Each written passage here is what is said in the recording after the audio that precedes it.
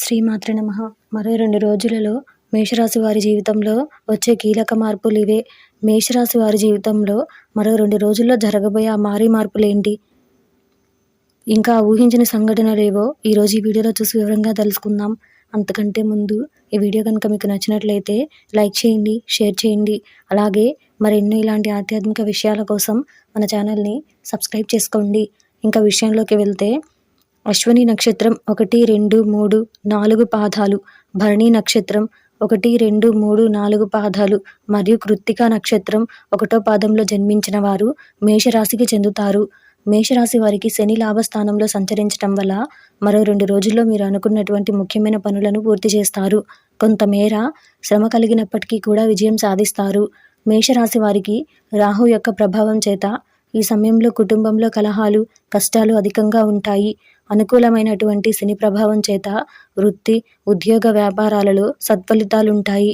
ఇక బృహస్పతి రాహువుతో కలిసి సంచరించడం వల్ల కుటుంబ విషయాలలో, స్నేహితులతో వ్యవహరించే విషయాల్లో చాలా వరకు జాగ్రత్తగా పాటించాలి.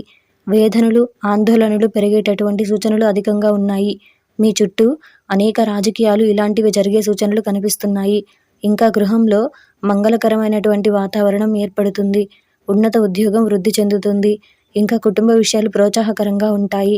సంతానం వృద్ధి, ఆదాయం, గౌరవం ఇంకా ఇవన్నీ కూడా కలగబోతున్నాయి. సుబ్రహ్మణ్యేశ్వర స్వామి ఆరాధన ఈ సమయంలో మీకు చాలా వరకు మేలు చేస్తుంది. అనేక సవాళ్లను అధిగమించి విశ్రాంతంగా పనిచేస్తున్న మీకు మానసికంగా ఒత్తిడిని అధిగమించడం అనేది ముఖ్యంగా జన్మరాశిలో బృహస్పతి ఈ సమయంలో మీకు ఆశావాహ దృక్పథాన్ని మేల్కొల్పుతుంది. మేషరాశి వారు జన్మతః నాయకులు. మీరు పోలీస్, మిలిటరీ ఇంకా యుద్ధ సేకరణలో బాగా రాణిస్తూ ఉంటారు. ముఖ్యంగా చెప్పుకోవాలంటే వీరికి ఎక్కువగా దర్శన జ్ఞానం ఉంటుంది.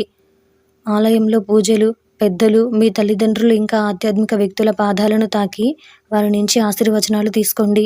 అదేవిధంగా పూజలను పెద్దలు, మీ తల్లిదండ్రులు ఇంకా ఆధ్యాత్మిక వ్యక్తులకు మీకు తోచిన విధంగా సాయం చేయండి.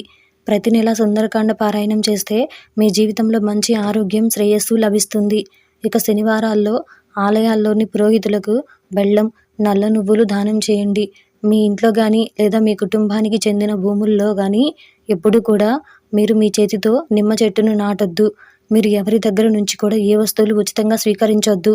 అది ఎంత చిన్నదైనా సరే ఏదో ఒకటి మీరు తీసుకున్న దానికి బదులుగా ఇవ్వడానికి ప్రయత్నించండి. ఈ విధంగా చేయడం వల్ల మీకు శుభ ఫలితాలు ఉంటాయి.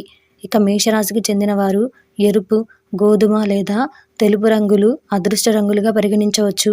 ఈ రంగులతో ఉన్న దుస్తులను ధరించినట్లయితే వీరికి మానసిక ప్రశాంతత అనేది చేకూరుతుంది. ముఖ్యంగా ఎరుపు రంగు కర్చీఫ్ను మీ చేతిలో నిరంతరం ఉంచుకోవడం వల్ల మీకు చాలా వరకు శుభ ఫలితాలను ఇస్తుంది. అదృష్ట బలం మరింత ఎక్కువగా ఉంటుంది.